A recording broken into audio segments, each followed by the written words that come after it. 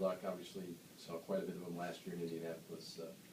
What kind of challenges does he pose to your secondary? He's a very good football player. He played very well in his initial season in the National Football League. He's off to a good start again. He's an accurate passer. He can extend the play. He can scramble. He's very, very good. We're going to have our hands full. It's 2 weeks in a row now. You've gone work Tuesday and off Thursday. Can you explain the reasoning behind it? Well, when the schedule came out, I knew that I was going to have we had a 10-day window between the last preseason game and the first game. I felt that was the best way to proceed. And then we also have a Monday night game, I think, the 4th week. So anyway, the long and short of it was maybe the best way to keep a rhythm would be to go with a later day off in the weekend. So we're giving it a whirl. Did you like how they responded last week? Yeah, I thought the feedback was generally positive. When do you have time to game plan that way? Because coaches generally on Tuesdays get ready for the week. Right? Well, we had a long day yesterday. We've also had a lot of time to study Indianapolis throughout the course of the preseason. There's some downtime in the preseason schedule. We also took a lot of time last spring and studied them, and then we had plenty of time to watch the one game that they played on tape yesterday. But in upcoming weeks, you think there'll be enough time to plan for the upcoming opponent by doing it? Yeah, we'll see. We're going to play it by ear. Coach, can you talk about obviously the wide receivers and the challenge that Reggie White and T.Y. Hilton? I mean, Reggie, number 87, still playing at an extremely high level. They've added some excellent speed. Bay seems to be playing better than he ever has. So it's a good crop. Ty Hilton's very, very fast. And, they have some good weapons, good young tight ends as well. So it's certainly, they've got good weapons at the quarterback's disposal, and they're well coached on offense. So we're going to have our hands full on defense. Joe, when you look at Andrew Luck on tape, what qualities do you see that are similar to your second-year quarterback? Well, again, I don't look at in terms of comparing quarterbacks. I mean, as I stated before, he's playing very well. He knows how to play the position. He knows the offense well, and he's playing at a high level. So you've got 2 new practice squad players, including a quarterback. What's the thinking behind 4 quarterbacks, although Austin Davis is a practice squad? We make changes oftentimes throughout the course of the season. Chris to the practice squad, and these moves we thought were in the best interest of the team at this point in time. Is that related to Devlin's ankle? I wouldn't read anything into that. Randy Starks had tweeted that he was just kind of joking around with his gesture. Is that what he's kind of related to you? Any discussions that I might have had with Randy would stay internal and are of a personal nature.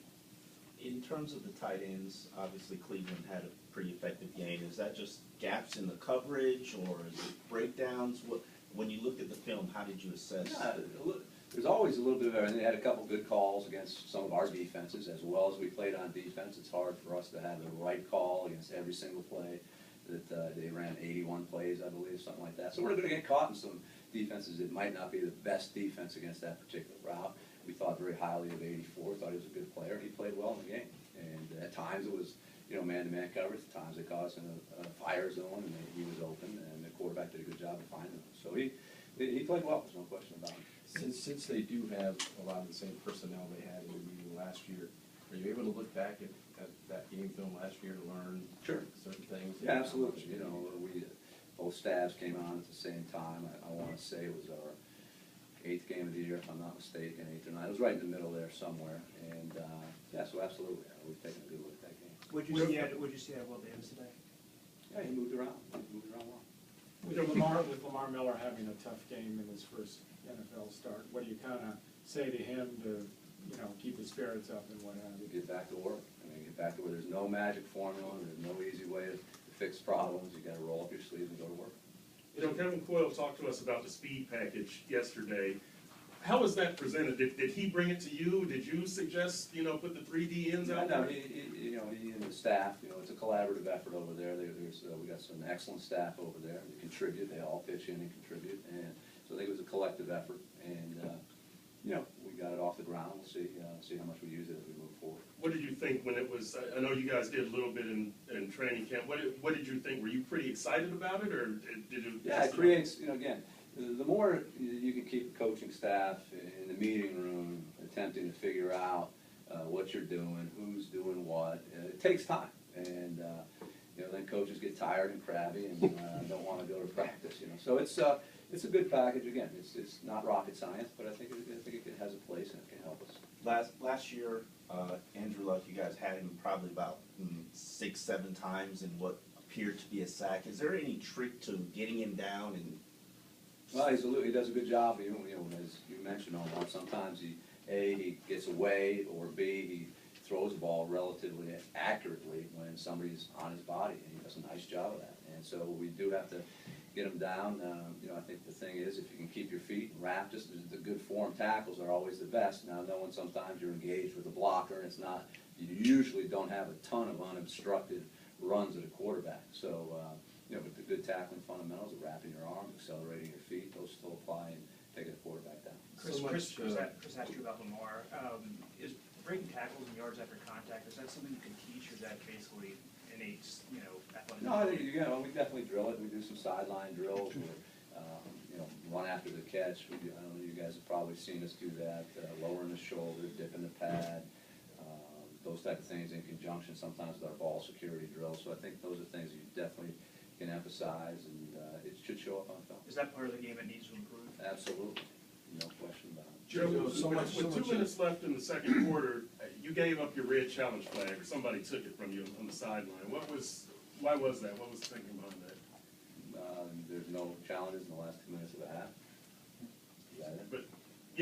But I mean, you can throw the flag. I know it's either they'll charge you with a timeout, or, so that's a safeguard. They'll charge you with a timeout or a 15-yard You can't penalty use if your, you throw it. you can't challenge in the last 2 minutes of the half, so. It's a safeguard. Yeah, so Mr. Chimino takes it away. Nice. Doesn't trust me. Joe, You know, so much attention is paid to Indianapolis' offense, but their defense, what sort of challenges do they? Yeah, they're well coached, and Greg Muskie does a very good job with their defense. They have a multiple package. They're stout up front, and they're athletic, and they played well. Played well the other day. They played well in the preseason too. So they have a good blitz package. They have good, you know, drop. Sometimes they'll drop 8, 9 guys, and they mix it up well. And so it's going to be a good challenge for our offense. Joe, you had a punt return negated by a penalty in Cleveland. Yes. What did the tape show on that? That we had a penalty, and it was a legit call, and it was a good call. Joe, Mike Sherman said yesterday that it probably would have been okay with you the way the Browns were lining up on defense to throw pretty much every play. I mean, have you ever come close to doing that? I can't remember, but, you know, the great Hayden Fry used to say, "Scratch where it itches," you know what I mean?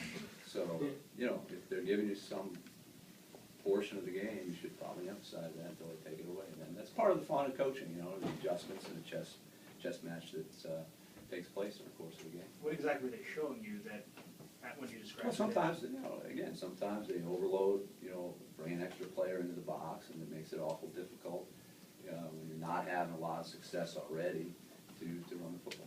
Another question about the practice schedule being early and then having them off Thursday. Is there any concerned players, they're the ones that get, you know, banged up in the game, that by going early in the week? There's no doubt about it. There's definitely concern there. It's probably one of the, you know, had we gone to the game and Kevin O'Neill and our doctor say, "Joe, there's 9 guys that's not going to be able to practice till Thursday and Friday or something," then, you know, you probably have to give it some thought as to what's the best way to prepare your team. It's all about, you know, preparing your team and giving them the best chance to perform to their potential on Sunday.